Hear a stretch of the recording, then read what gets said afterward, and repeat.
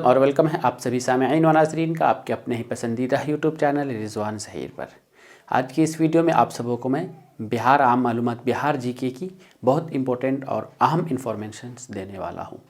और इस सीरीज़ की पिछले वीडियो को आपने नहीं देखा है तो देख लीजिए। बहुत डिटेल्स में मैंने समझाया है कि बिहार से रिलेटेड क्या क्या एग्ज़ाम्स में पूछे जा सकते हैं या फिर आखिर बिहार है क्या, तो उसमें हम आगे जानते हैं। और आज की इस वीडियो में जैसा कि आपने देखा है या देख रहे हैं कि 20 चीज़ें मैं आपको बताने वाला हूं। वो कौन कौन सी होंगी ये सारा लिखा हुआ है और इसका आंसर, ताकि बिहार से रिलेटेड किसी भी तरीके कोई एग्ज़ाम अगर आप दे रहे हैं या फिर अगर आपको बिहार के बारे में दिलचस्पी है या फिर आप बिहार के रहने वाले हैं तो इन चीज़ों को तो आपको जानना ही जानना ज़रूरी है।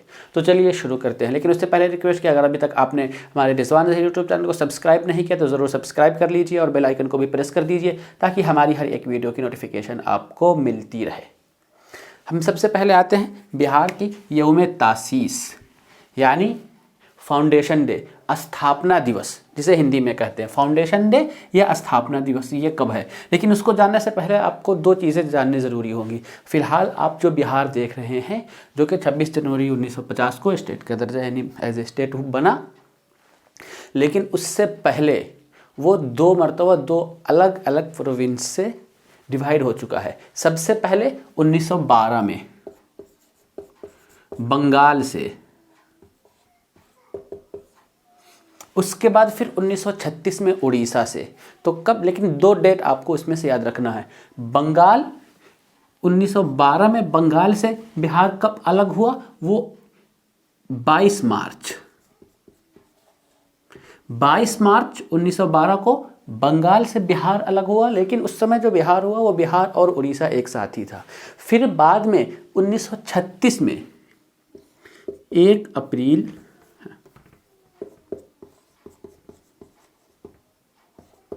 1936 में जो बिहार से फिर उड़ीसा को अलग कर दिया गया, इन दोनों को अलग अलग हिस्से में तकसीम कर दिया गया। तो अगर आपसे ये पूछा जाए कि बिहार उड़ीसा से कब अलग हुआ या बिहार से उड़ीसा कब अलग हुआ, तब आपका आंसर आएगा 1 अप्रैल 1936। लेकिन अगर ये आपसे पूछा जाए कि बिहार बंगाल से कब अलग हुआ तो 22 मार्च 1912 ईस्वी। और इसी वजह से यौम तासीस बिहार का फाउंडेशन डे हर साल 22 मार्च को मनाया जाता है। कब? 22 मार्च को। और आपको कि वर्ल्ड वाटर डे यानी यौम आब, जल दिवस कब मनाया जाता है, आप हमें नीचे कमेंट बॉक्स में बताइए। तो यहाँ पे आपको क्या मिला कि यौम तासीस जो है वो आपका 22 मार्च हो जाएगा। बिहार का यौम तासीस 22 मार्च। नेक्स्ट है वजीर आला। वजीर आला को हिंदी में मुख्यमंत्री या इंग्लिश में चीफ मिनिस्टर कहते हैं, सीएम। तो मौजूदा जो वजीर आला है वो हैं श्री नीतीश कुमार, जनाब नीतीश कुमार। लेकिन इनके साथ बिहार में अभी मौजूदा दौर में दो और वजीर आला है यानी नायब वजीर आला। तो नायब वजीर आला में दो नाम आ जाएगा, एक तारा किशोर प्रसाद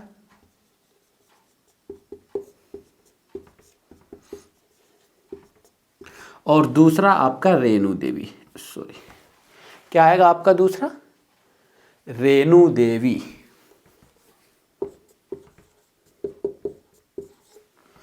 अब यहां पे एक और आता है कि हस्बे मुखालिफ यानी विपक्ष के नेता कौन से हैं। तो विपक्ष नेता या अपोजिट लीडर जो है वो तेजस्वी प्रसाद यादव।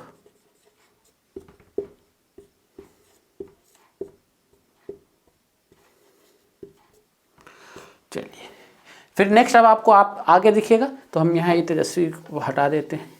चौथे नंबर पर आप देख रहे हैं गवर्नर। गवर्नर कौन सा है मौजूदा? तो बिहार के जो मौजूदा गवर्नर हैं वो है जनाब फागू चौहान।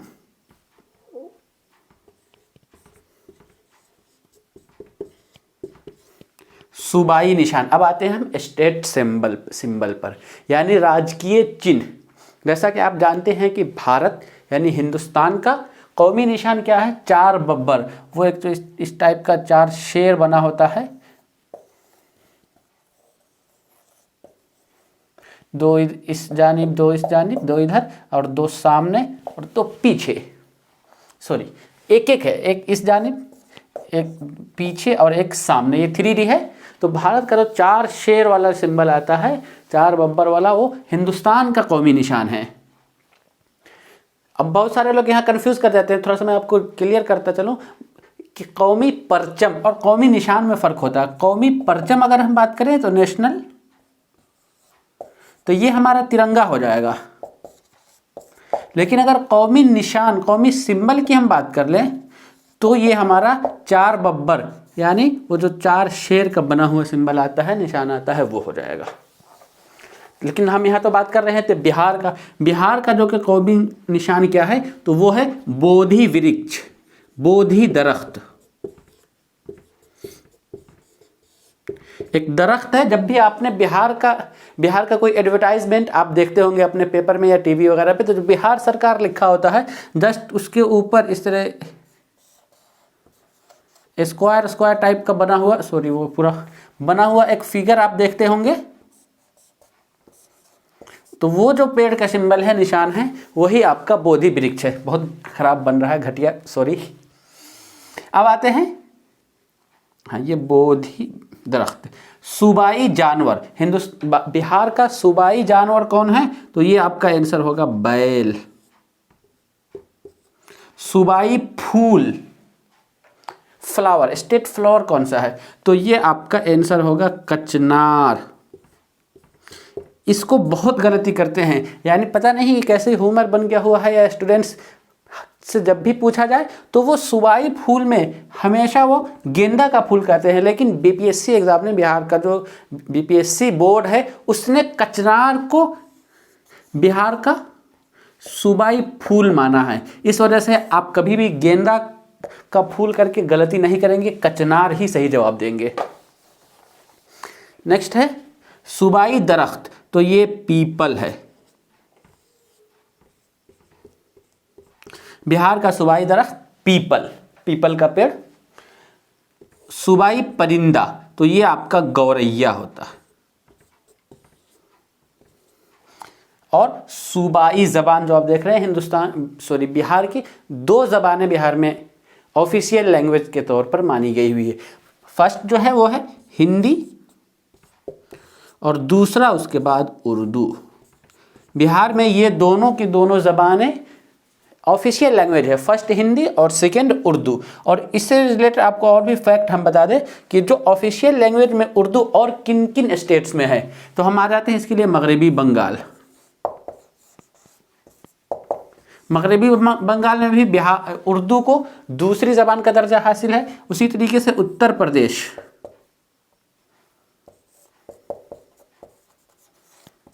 और फिर तेलंगाना।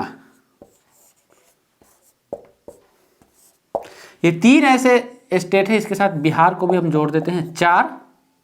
ये 4 ऐसे स्टेट है जिन स्टेट्स में उर्दू को दूसरे सूबाई ज़बान का दर्जा हासिल है। लेकिन पहले सूबाई ज़बान का Urdu as a first language किस स्टेट का है, तो वो कश्मीर होता था। अब तो कश्मीर स्टेट नहीं रहा, सूबा ना रह के मरकज़ी खित्ते के अंदर हो गया, केंद्र शासित प्रदेश हो गया, तो इसको हम हटा देते हैं। लेकिन अब हमने यहाँ पर इस चीज़ को जान लिया।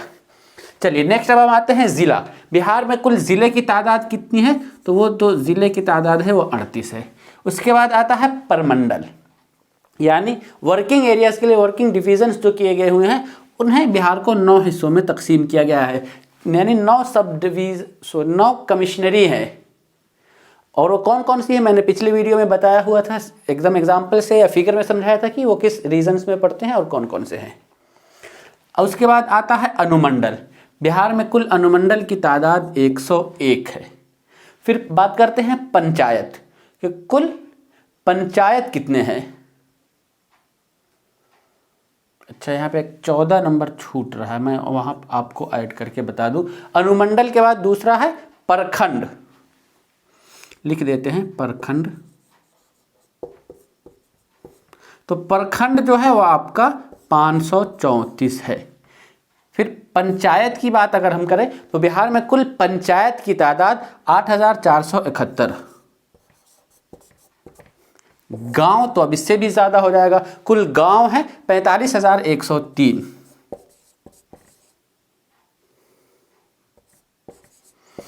अब यहाँ से ये जो थोड़ा सा 12 फिर ये अलग है, लोकसभा, विधानसभा, राज्यसभा और विधान परिषद।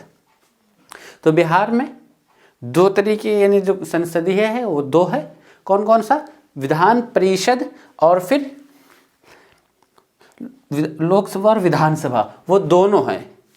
और वो कौन कौन से, इसको मैं थोड़ा सा उर्दू में आपको डिस्क्राइब कर दूं कि लोकसभा को उर्दू में क्या कहते हैं। तो लोकसभा के लिए लोकसभा यूज होता है, जो उसके मेंबर्स होते हैं, मेंबर ऑफ पार्लियामेंट को रुकन ऑफ पार्लियामेंट कह देते हैं, मेंबर ऑफ पार्लियामेंट। तो बिहार में लोकसभा की कुल सीटों की तादाद है वो आपको 40 है। जिले की तादाद 38 और लोकसभा सीटों की तादाद 40। उसके बाद आता है विधानसभा। तो बिहार में कुल विधानसभा सीटों की तादाद है 243, 243। फिर राज्यसभा, तो कुल राज्यसभा सीटों की तादाद बिहार में वो आपका 16 है। अगर हम विधान परिषद की बात कर ले, हाँ, विधानसभा एक चीज छूट गई, विधानसभा को उर्दू में क्या कहते हैं? तो विधानसभा को उर्दू में कहते हैं कानून साज असेंबली।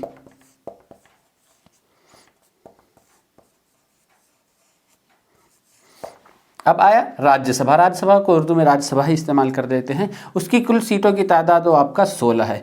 विधान परिषद, विधान परिषद की सीटों की तादाद कुल 75 है। और विधानसभा को उर्दू में कहते हैं कानून साज काउंसिल।